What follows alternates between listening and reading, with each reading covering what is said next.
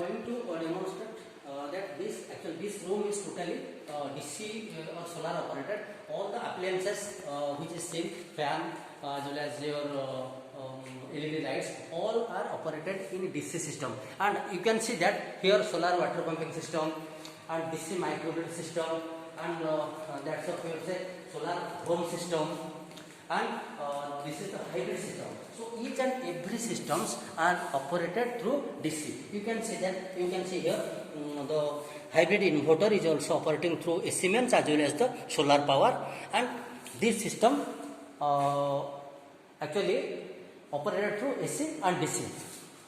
And this system, now you can see that the charge controller which is operated like this, and it is operated through the DC system, and panel is installed the roof of the this lab.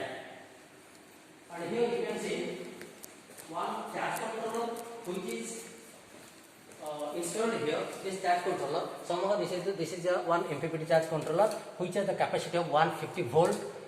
Maximum open circuit voltage, and input current is 60 amperes, and also it has the capacity for the input current 4000 ampere. And the battery, the configurations of battery, we can be able to, or we can design, or we can install the battery in such a way that it may be, or it must charge the battery 12 volt as well as 24 as well as 48 and also 96. The configuration is according to our desired requirements. And you can see here, as it is connected to our solar panels, you can see here the the output voltage is 24.5 volt, and you can see the input voltage.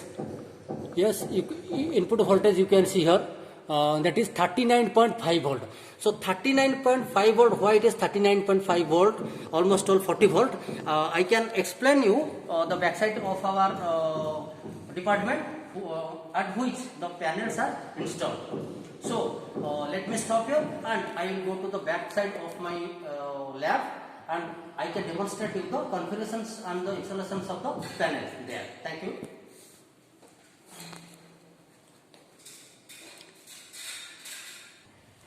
Welcome back. Now you can see here 6 panels are installed on the backside of this room, which can be able to operate the Schneider lab, which is a measure of 800 watt. So 1 kilowatt system is installed here. So here each panel has the maximum voltage, that is 18.65.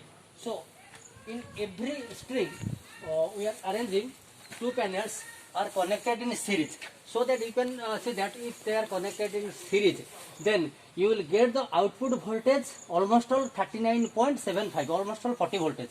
So though the 2 batteries are connected in series in the lab, so that is definitely 24 volt, so that 40 volt is maximum, 35 to 40 volt is maximum voltage for charging the 2 batteries which are connected in series. But here we can say that the factor is current.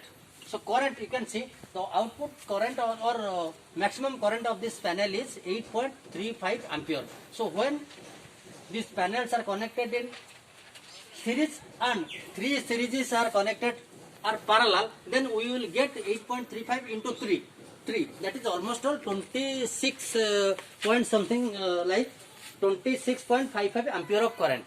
And here one common idea is about that when the 2 batteries are connected in series of 12 volt and 150 ampere hour, then we have to assume that each battery of 150 ampere hour. So one common sense is that 1/10 of the output current of the panel will be able to charge the battery, so that the battery is completely charged.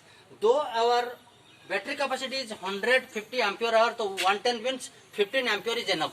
So though the strings are connected in parallel, so that the output of the one string of the maximum current is somehow that is your 26.55. So it is enough for a peak hour to charge the battery. So in this fashions we are connecting all those panels through the MC4 cables. Here you can see that this is 3 in 1 out, 3 in 1 out MC4 cables, and this is single in single out MC4 cables. So we connect those panels in this way, so that we can be able to operate our Schneider lab, which is total DC oriented, and we cannot consume any AC power from the grid. Only DC, in this DC power our Schneider lab will run.